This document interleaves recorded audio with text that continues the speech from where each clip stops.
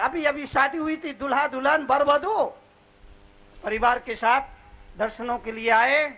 परिवार के लोगों ने कहा मुनि जी ये गृहस्थी में प्रवेश कर रहे हैं, आप इनको ऐसा आशीर्वाद दीजिए इनकी गृहस्थी सुखी रहे। तब मैंने उस वर वधू से कहा लंबे चौड़े वक्तव्य की जरूरत नहीं है, घंटा भर के प्रवचन की तुम्हें जरूरत नहीं है। अगर आप चाहते हो कि आपकी गृहस्थी सुखी रहे, तरुण सागर का एक ही वक्तव्य याद रखना, और वो वक्तव्य सिर्फ इतना है कि जहां तर्क है वहां नरक है, और जहां समर्पण है वहां स्वर्ग है। जिंदगी में इस फार्मूले को याद रखना कि जहां तर्क है वहां नरक है, और जहां समर्पण है वहां स्वर्ग है। पति पत्नी के बीच में जब तक एक दूसरे के प्रति समर्पण का भाव रहता है, जीवन में खुशियां रहती है। जब तक एक दूसरे के प्रति समर्पण की भावना रहती है, जीवन में खुशियां रहती है। जहां समर्पण और प्रेम होता वहां खुशियां ही खुशियां होंगी। और जब समर्पण कम होने लगता है, कम होने लगता है, कम होने लगता है, कम होने लगता है, तो जिंदगी में टकराव शुरू होने लगता है। शादी के बाद 6 महीने तक पति बोलता है, पत्नी सुनती है, 6 महीने बाद पत्नी बोलती है, पति सुनता है, साल भर बाद दोनों बोलते हैं, पड़ोसी रामलाल सुनता है। समर्पण जहां रहेगा वहां सुख रहेगा। एक वक्त अब याद रखना, विनम्रता में जीने की आदत डालो, हाथ जोड़ करके जीने की आदत डालो। आज के आदमी ने हाथ जोड़कर जीने बंद कर दिया, हाथ बांध करके चलता है, हाथ बांध करके जीता है, हाथ बांध करके रखता है। विनम्रता का पहला लक्षण मंगलाचरण, हाथ जोड़िए। जब आप हाथ जोड़ते हैं तो कहने वालों ने कहा 4 मिले 64 खिले, 4 मिले 64 खिले। 2 आंखें आपकी, 2 आंखें सामने वाले की, दोनों आंखों में प्रेम का भाव हो। 4 मिले 64 खिले। 64, 4 मिले 64 खिले। 20 खड़े कर जोड़, और प्रेम ऐसी चीज है हर से रोम करो। समर्पण है वहां स्वर्ग है। पति पत्नी के बीच में समर्पण है, स्वर्ग है। सास बहू के बीच में समर्पण है, स्वर्ग है। देवरानी जुटानी के बीच में समर्पण है, स्वर्ग है। समर्पण जिंदगी में स्वर्ग लाता है। और तर्क से टकराव, टकराव से संघर्ष बढ़ता है। शादी होती है, दोनों के बीच एक दूसरे के प्रति प्रेम होता है, तो पहले साल पत्नी अपने पति को आवाज लगाती है, तो उसके आवाज लगाने का ढंग कुछ अलग होता है। दूसरे साल थोड़ा प्रेम समर्पण दोनों में कम हो जाता है, तो पत्नी पति को आवाज लगाती तो उसके कहने का अंदाज कुछ अलग होता है। तीसरे साल आते आते प्रेम समर्पण और कम हो जाता है। पत्नी अपने पति को आवाज लगाती है तो उसके कहने बुलाने का अंदाज कुछ अलग होता है। चौथे साल आते आते समर्पण की भावना बिल्कुल खत्म हो जाती है, तो बुलाने का अंदाज कुछ अलग होता है। वो अंदाज कैसा होता है? बोलूं बोलूं? तू क्यों बोल रही है? बोलूं? 5 साल का बच्चा बोल रहा है, बोलो। पहले साल पत्नी अपने पति को आवाज लगाती है तो बुलाती है जानो। अब जिंदगी भर इतना ही प्रेम रहे तो मैं मानूं। पहले साल दोनों में समर्पण है, दोनों में समर्पण है, दोनों में एक दूसरे के प्रति आदर है, दोनों एक दूसरे की भावनाओं का आदर कर रहे हैं। इसलिए पहले साल पत्नी अपने पति को आवाज लगाती, कहती जानो। दूसरा साल शुरू होता है, पत्नी अपने पति को आवाज लगाती और कहती है अरे कहाँ हो? अब जानू गया पानी भरने, जानू गया पानी भरने। तीसरी साल होते होते और कमर हो जाता है, आवाज लगाती है, पप्पू के पापा सुनते नहीं। चौथा साल आते अरे कहाँ मर गए। रात सपने में बापू आए, बोले तरुण सागर ये क्या हो रहा है। मैंने कहा बापू पूरा देश रो रहा है। बोले ये देश क्यों रो रहा है। मैंने कहा बापू चादर है छोटी और पैर पसार के सो रहा है। रात सपने में बापू आए, बोले तरुण सागर क्या हो रहा है। आपसे निवेदन करना चाहता हूं, जीवन में एक सबक, हर सवाल का जवाब देना जरूरी नहीं। सामने वाला गुस्से में है, आप चुप रहिए। सामने वाला क्रोध में है, आप समझदारी का परिचय दीजिए। सामने वाला लाल पीला हो रहा है, आप शांत रहिए। सामने वाला आपे में नहीं है, आप अपना रिमोट अपने पास रखिए। टीवी देखते हो, टीवी देखते हो तो हाथों में क्या होता है। अब बेवकूफ बच्चे पैदा होना बंद हो गए। टीवी देखते हो तो रिमोट आपके हाथ में होता है। यही बात मैं आपसे निवेदन करना चाहता हूं, जिंदगी का रिमोट भी अपने हाथों में रखिए। हमारा रिमोट दूसरों के हाथों में है, इसलिए वो रुलाना चाहे हम रोने लगते हैं, वो हंसाना चाहे हम हंसने लगते हैं, वो क्रोध दिलाना चाहे हम क्रोधित हो जाते हैं, वो भगाना चाहता हम भागने लगते हैं। अपना रिमोट अपने पास रखिए, सामने वाला कुछ नहीं कर पाएगा। बाप और बेटा घोड़े पर चढ़े बाजार जा रहे थे। 2 फरलांग ही चले होंगे, कुछ लोग मिल गए और उन्होंने कहा देखो कैसे पाषाण हृदय बाप बेटे हैं। एक जान पर 2-2 लाशें लदी हुई है। इनके दिल में दया नाम की चीज नहीं है। मरियल सा घोड़ा और ये हट्टे कट्टे उस पर लदे हुए हैं। बाप ने कहा बेटा लोग कुछ कह रहे हैं, सुना तूने। हाँ पिताजी मैंने सुना। तो ठीक है मैं उतर जाता हूं, तू बैठ। बाप उतर गया, बेटा घोड़े पर बैठ करके आगे चलने लगा। फिर कुछ लोग मिले, फिर कुछ लोग मिले और लोगों ने कहा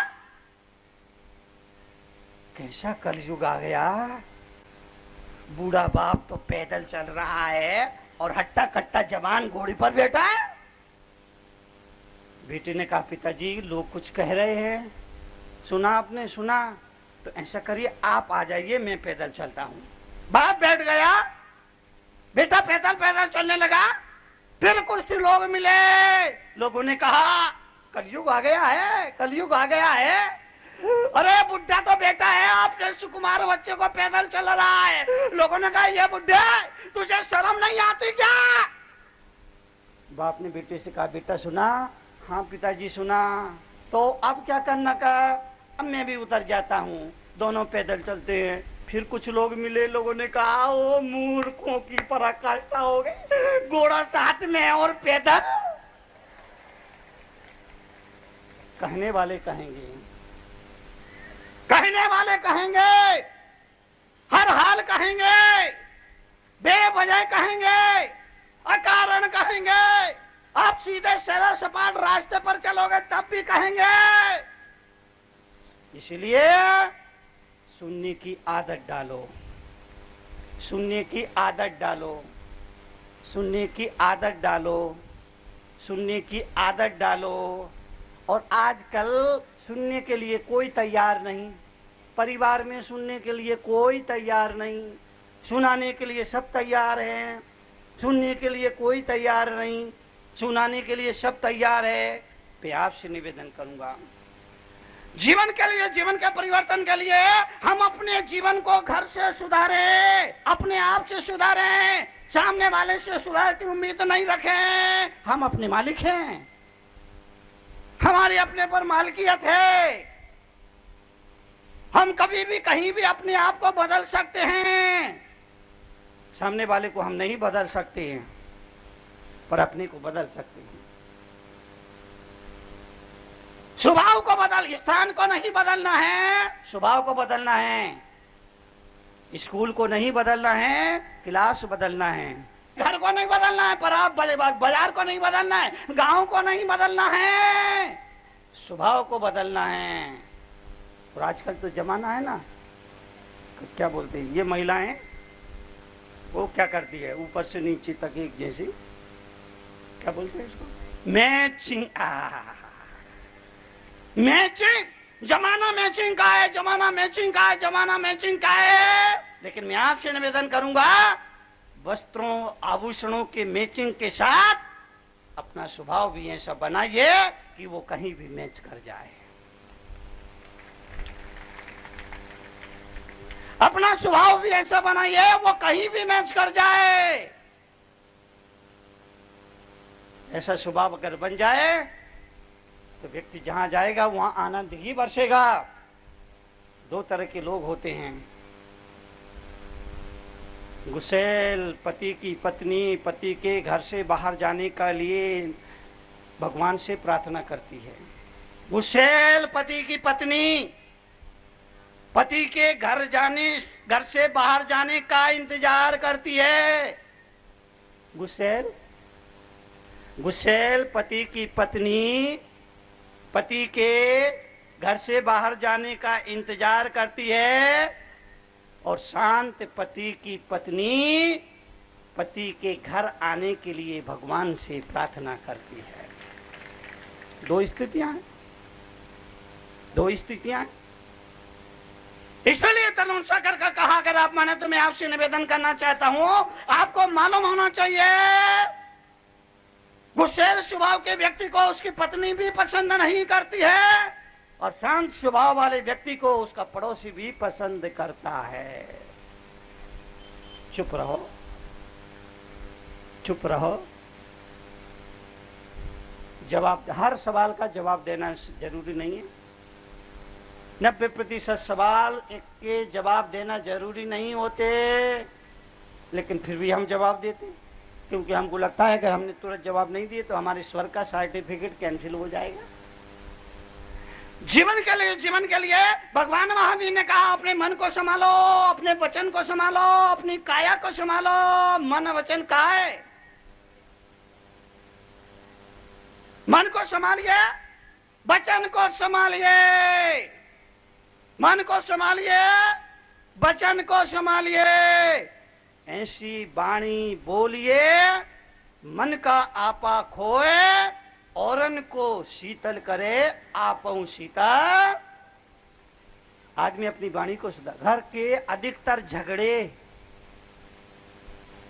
ये वाणी की वजह से होते हैं। परिवार के अधिकतर झगड़े वाणी पर संयम न होने की वजह से होता है। पति पत्नी में विवाद हो गया, विवाद इतना बढ़ गया, इतना बढ़ गया, इतना बढ़ गया, पत्नी रुष्ट हो गई और उसने घर की चाबी पति की तरफ फेंक कर कहा, ये संभालो अपना घर, मैं चली अपने मायके। पति समझ गया मामला गंभीर है। उसने बात को संभालते हुए कहा, ठीक है तुम अपने मायके हो आओ, मैं भी अपनी ससुराल घूम आता हूँ, बच्चे भी थोड़े दिन के लिए अपने ननिहाल हो आएंगे। इतना पत्नी को सुनना था, पत्नी को हंसी आ गई और बोली, पप्पू के पापा तुम कितने बोले हो। दो में से एक समझदारी का परिचय दे, झगड़ा टल जाएगा। पति पत्नी आपस में समझौता करें, एक ना समझ बने, दूसरा समझदार बन जाए, काम चल जाएगा। सास बहू आपस में समझौता करे, एक ना समझ बने, दूसरा समझ जाए, बन जाए, काम चल जाएगा। दोनों ही ना समझ बने तो, दोनों ही ना समझ बने तो, दोनों ही ना समझ बने तो, दोनों ही ना समझ बने तो गई भैंस, गई भैंस वानी में। इसलिए आपसे निवेदन करूंगा जीवन के लिए अपने बोल को संभालिए, अपने वाणी को संभालिए। भगवान महावीर ने कहा वाणी का संयम, मन का संयम, हाथ का संयम, पैर का संयम, भोजन का संयम, रचना का संयम। जिंदगी में संयम पल पल कदम कदम पर जरूरी है। पत्नी ने भोजन बनाया, भोजन में मिर्ची जरा ज्यादा हो गई। पत्नी ने भोजन बनाया, भोजन में जरा मिर्ची ज्यादा हो गई। अब अगर पति कहे ये कोई भोजन है क्या, मिर्ची डाल दी, क्या किसी पंसारी से तुम्हारी यारी हो गई, तो स्वाभाविक है पत्नी को बुरा लगेगा और घर में कलह का वातावरण बन जाएगा। अगर इसकी जगह पति यूं कहे वाह भाई मजा आ गया, मोह तो मोह, कानों को भी स्वाद आ गया,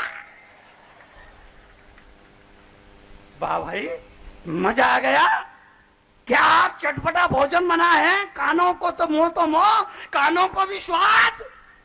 इतना कहने से पत्नी समझ जाएगी। बात एक ही है, बात एक ही है, पर कहने का ढंग अलग अलग है। आपके घर मेहमान आया और आप उसे बोलिए आइए आप भी भोजन कर लीजिए, मेहमान आएगा प्रेम से भोजन करेगा। और अगर इसकी जगह ये कहो आओ तुम भी ठूस लो, क्या होगा पंडित जी, ठूसेगा तो नहीं, ठूसा। मेहमान आया, अगर आप उससे बोलिए आइए आप भी भोजन कर लीजिए, प्रेम से भोजन करेगा। और इसकी जगह अगर यूं कहा जाए आओ तुम भी, कहने का ढंग अलग अलग होता है। दुनिया नक्की बदलेगी, हमें अपने जीने का ढंग बदलना है, हमें अपने रहने का ढंग बदलना है, हमें अपने कहने का ढंग बदलना है। दुनिया नहीं बदलेगी, दुनिया तो जैसी है वैसी। महावीर के समय भी ऐसी थी, बुद्ध के समय भी ऐसी ही थी, राम के समय भी ऐसी ही थी, श्री कृष्ण के समय भी ऐसी ही थी। दुनिया जो है वो है, पर दुनिया वाले अपने को बदले तो ये दुनिया किसी स्वर्ग से कम नहीं है। मरने के बाद स्वर्ग जाने की वजह